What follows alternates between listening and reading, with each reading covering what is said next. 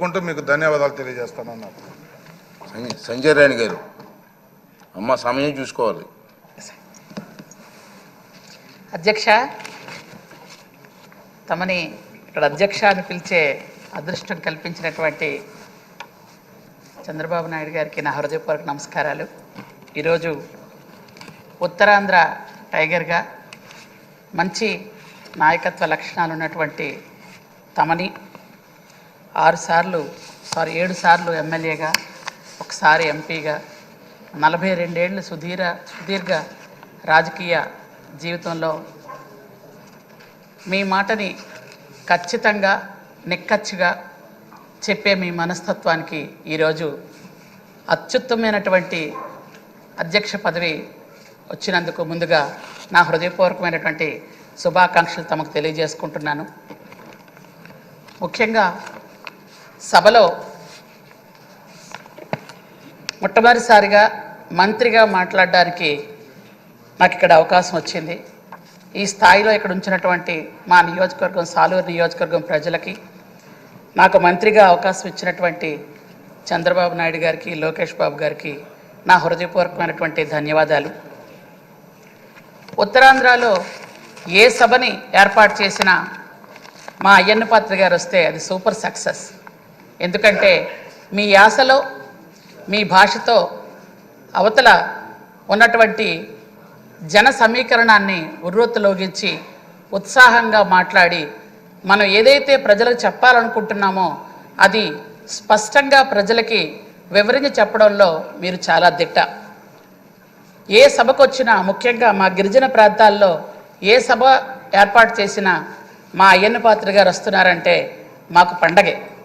అంత చక్కగా మీరు సభని వాళ్ళందరికీ అర్థమయ్యే విధంగా చెప్పడంలో మీరు సిద్ధహస్తులనే చెప్పాలి.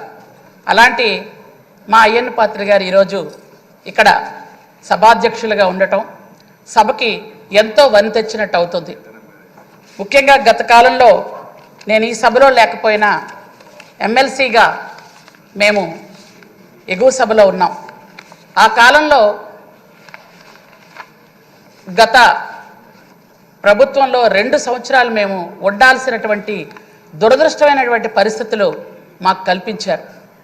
అప్పుడు ఒక్కొక్క సమయంలో చెవులు మూసుకొని, కళ్ళు కూడా మూసుకొని ఆ బూతుల మంత్రులు మాట్లాడే పదాలకి ఎంత గుబుత్సగా మేము బాధపడిన సమయాలు కూడా ఉన్నాయి అధ్యక్ష.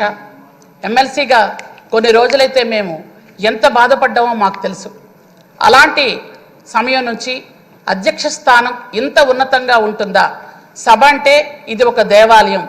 ఈ దేవాలయంలో అందరూ కూడా ఒక పద్ధతిగా రాజ్యాంగబద్ధంగా మాట్లాడవలసిన అవసరం ఉంది.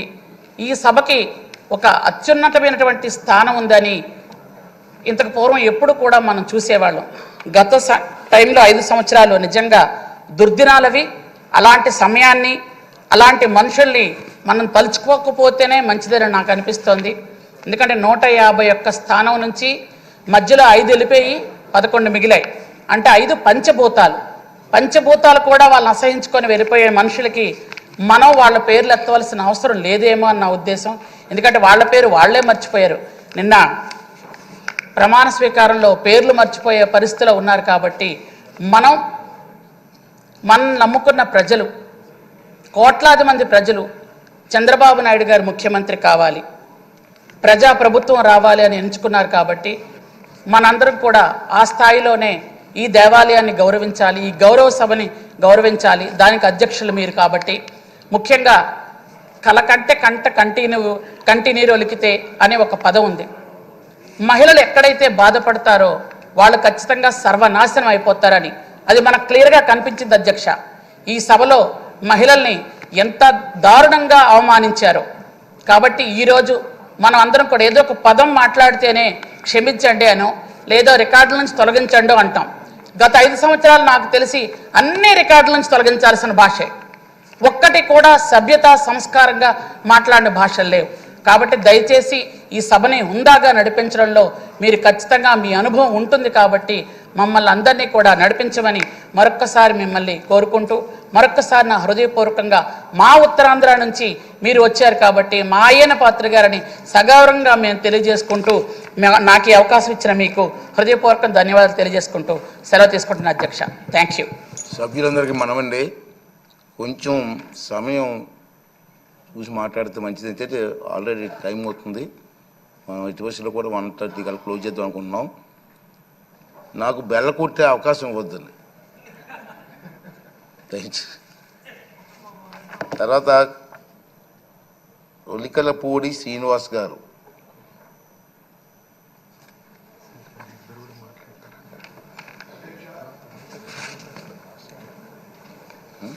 ఈ స్థానంలో నిలబడి మీలాంటి అనుభవజ్ఞుణ్ణి అధ్యక్షాన్ని సంబోధించే అవకాశం